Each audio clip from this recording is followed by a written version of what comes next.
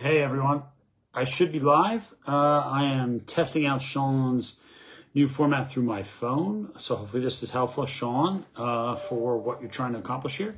And everybody can hear me, and then this will work. So Jeff Bruno, business modeler out in Philadelphia here. Good to not see everyone, but say hi from live. I'm back in my home from the beach from the summer, which has been awesome. So hope everyone is doing well with their businesses and they're ready to crank into the fall. I can tell you this fall is going to be an interesting time period. There is a lot of macro situations going on. There's the war in Ukraine, which is a total disaster. Hopefully Putin gets cancer and dies in the next few months, but we can't all count on that.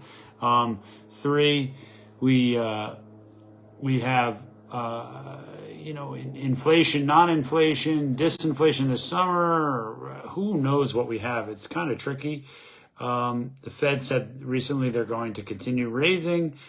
You got other countries like China lowering their interest rates potentially, or at least giving some support to the economy. I mean, the world is an interesting place.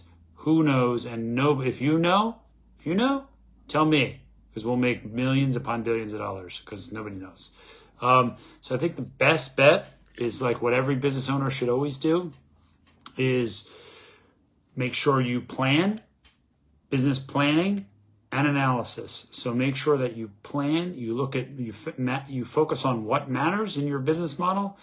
You don't spend time on erroneous things, waste effort, waste efficiency, and make sure you do what the customers want. That is the key, and you will maintain a good business model. So on that note, let me jump into the questions here and see if I could help some people. So Ricardo Delgado, I spoke with him before. So Ricardo Delgado says, what things do I need to get in place if I plan to sell my company?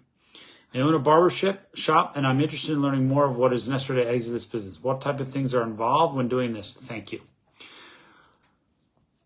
Ricardo, I'll be very clear and succinct in the beginning here. You own a service business. You are B2C. You depend on customers coming into your shop and liking what service you offer. You do not have a product. You do not have IP. And so you need to generate value from the business you generate and the stickiness of the business you generate. Do you have barbers that everybody comes to see repeatedly again and again and again? So if you sell, then the buyer will know that those barbers will still be there, and they can almost lock in that revenue / profit from that. So because of that, and you don't have any IP, I'll call it an intellectual property asset, you're not going to have necessarily a high value construct for your business. So you need to generate as much free cash flow as you can. Let me say it again, Ricardo. To get the most value for your business, to be able to exit, to have it attractive for somebody, you need to create the most free cash flow available. And what is free cash flow? Free cash flow is very simply after maybe you have some debt or whatever on the business, after the debt or the interest, and not tied up in scenarios where you're waiting for long payment constructs past 90 days, but cash flow that you can use to continue to grow the business that comes in every month and can be substantiated. Hey, I have generally 500,000, let's say 200,000 of free cash flow on $1 million business. And I'm already paying myself $100,000. So that is the way to position a business for exit. And in a service business, you're going to end up seeing anywhere from 2 times to probably 5 times EBITDA. What that means is a buyer would come in and say, well, you're pretty sticky revenues. I see your barbers have been here a long time. I see you have recurring customers, so I'm going to give you maybe 3.5, 4 times EBITDA because I feel like those revenues will remain for a period of time no matter what happens when I take it over.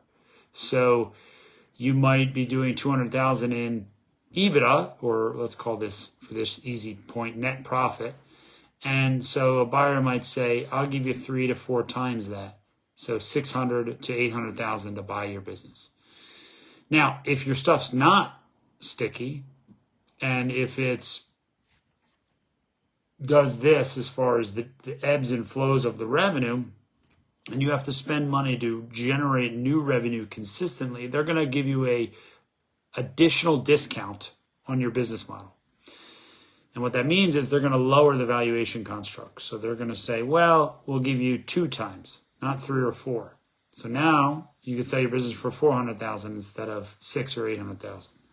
So that is the way to think about the valuation construct on your business. So in order to exit it, so that's valuation number 1. So number 2, in order to exit it, you have to say, is this the time I want to do this? And if I leave, is it still an attractive business? You have to ask yourself that. Do you have, lease options where you are? Or do you own your property? Do you have things that you can do that are attractive to the buyer? Meaning you have a long-term lease that the buyer might want to assume because they want to get the return on the purchase, and they might need 3 or 4 years to repay the debt they're using to finance the transaction, or whatever the case may be. So you want a long-term scenario. I mean, if you only have a year or 2 on the lease left, that is a question mark in the profit scenario on your business model. So those are some things to line up to see if that's an amenable landlord situation. Maybe even lock in some of your barbers if you can, maybe with some employment contracts saying, hey guys, I'll keep you around if you do this. And then you have some more stability there. And just generate as much revenue as you can and get as much to the bottom line before you sell. And a buyer will typically look at least 2 years of returns or financials to see sort of the trend and where you're at. Hope that helps. Second question is again from Ricardo. Ricardo says, how do you create a business partnership? I want to know how to structure a business partnership. What type of legal advice should I look for doing this? Or is it based on a handshake or relationship? So, Ricardo, a good question here. This is typically in the legal realm, but I'll give you from my experience what I think. So, business partnerships are the hardest thing to do. I mean, I think the stat, I don't remember it, but I think the stat is 40%, 50% of all businesses fail because of bad partnerships. It's something pretty high. And another 20 or 30% fail because of cash, something like that. It's real high. So you got to be very careful in picking a partner. I would never do a partnership on handshake. The reason I wouldn't do it on a handshake is because you ultimately, let's say the business does really well. Now, who's responsible for what? Who brought in the business? Why is it doing well? There's a lot of arguments there. I would never do a handshake scenario. Now, if you're starting a business for the first few months and it's just in its nascent stage, a handshake can work if you decide after a few months you're going to set up your agreement, your operating agreement, or your buy-sell agreement, which is basically where you go to the attorneys and say, I need an operating agreement or I need a buy-sell agreement, which is a document they'll draft that lays out the rules of a dissolution of your business.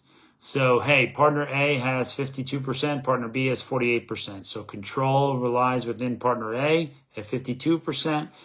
Partner B has voting rights and has decision rights, but ultimately has no decision on sale if partner A wants to sell. Or whatever the case may be. You got to structure those things, and then everything is usually done on a fair market value for partnership equity situations. And then you want to put in there contingencies around, well, how do we gauge performance? So if you're the active partner and the other partner is not, then what's the trade-off? So if you're the active and you're doing all the work and the other partner is kind of silent, well, then they need to be more of the capital partner to get the equal or close to equal equity scenario. So those are the kind of pieces you work out, and you do it from the beginning. So somebody's putting in 200,000 and you're doing the work, there's your equity breakdown. So that everybody from the beginning is very comfortable. And I highly recommend getting an attorney to draft that for you. It shouldn't cost that much for kind of a standard document, unless you get really complex with different equity scenarios and so on. But I mean, it should cost you $2,500 to maybe $7,000, depending on the complexity, but it's well worth it. Next question is from Robin Turpin. She says, do you think it is a good idea to offer original one-of-a-kind tiny art 2 by 3 inches? Business description. I'm working on a collection of 2 by 3 inch tiny colored pencil drawings. They take 10 hours. I charge $50 in a plexiglass frame. I'm willing to get paid $5 an hour to get my brand out there. What do you think? Thank you. Wow, Robin, that is a low price point for your hours. So here's exactly the way I would think about it. Robin, you're going to like this. I think we've talked a few times here. So I think it comes down to this. If you're doing $5 an hour of time to create this, to create a product that is small but very creative and speaks to your brand, what I would do is I would use that in your thought process as an advertising cost. So what is your normal hourly? So let's say your normal hourly is $150 per hour.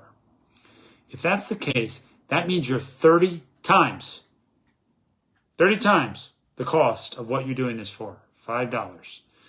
So what I would do is calculate that as your advertising expenditure. So if you're doing these, and it really should be $150 an hour, and you do 10 of them, so 10 and 150 is $1,500. So you spent $1,500 towards advertising for your business. So what would you expect in return for that? So it depends on the industry you're in. This is where I'm not an advertising guru here. But what I see across the board is anywhere from 3 to 8 times advertising, sometimes even higher much higher in small price subscription kind of models, high volume. But in your kind of art world, I would anticipate it's probably 3 to 8, 3 times that. So you want to see that return in the other products you're doing. So if you're using that for branding and you're using that for, getting people to know your product and ultimately selling the more expensive good stuff in that sense, you want to look at that as an investment. So if you put 10 hours in, and that's really $1,500 of advertising, let's say you put 100 hours in, that's $15,000 of advertising. And you want to see a 3 to 1 in a minimum. So if you're doing that, I would hope that you would want that to turn into $45,000 in sales. That's a good way to set a standard for you, for your marketing efforts. And if you say, you know what, Jeff, I'm going to equate some of this to just general brand awareness. Okay, well, how many hours at $150 an hour would you think it takes to get to brand awareness? So do it that way, set a budget, and see if that comes together. And then your next batch would be direct sales on what you anticipate. Just set something up, Robin. Just set it up. Just put a standard in. Try it for 2 months or 4 months. You might need 4 months. Try it for 4 months and see what happens. And if there's no correlation or no way for you to track the output, throw in the towel. It's not working. That's what I would do. Next question is from Christina O'Brien. Christina says, recommend or not posting other businesses as things to do on our social media accounts on weekends. I own a med spa in Southern California. Our social media person in-house posts 2 to 4 what's happening in our town this weekend, which highlights local businesses on Friday. Is this recommended as networking because the businesses usually repost to their story, or should we keep more to posting only on our business? So Christina, advertising, like I said before, is not my area. But from my experience, again, very limited here, but I would say viral is your best bet. This is not my experience, but this is my thought. That viral is probably your best bet, because if you look at things out there, sometimes they call it these days sort of unearned media in a sense. So media that you're not really directly paying for, like SEM, like cost per click kind of stuff. You're actually just trying to put stuff out there that goes viral. And it's an earned media thing. So I think earned media is a great way to do it, especially if people are willing to do that because they love what you're talking about, and then other people see your stuff, and then I love the idea of doing it. I would not stop. And don't take offense to this. There are a lot of med spas out there, I'm sure, especially if you're in Southern California. So I would say you're in an incredibly competitive market. And if you just highlight your services, it's going to fall on deaf ears. Unless you have Sour Patch Kids at the door for everybody who comes in. Just kidding. Or something out of the norm. I would absolutely go the viral route. Now, I don't know your business. It could be fabulous, and I'm sure it is. But you're in a big competitive space. So, but hopefully that helps with your conundrum. So this has been great, guys. I bugged Sean to give me some more questions because I only got 4 there. I'm happy to give my advice here and help these companies. And I hope we can get more along financial and operational strategy here, because I could really dig in there and give you some valuable nuggets. But otherwise, hope everybody is enjoying their Thursday at the end of the summer here. And until next time, bye-bye.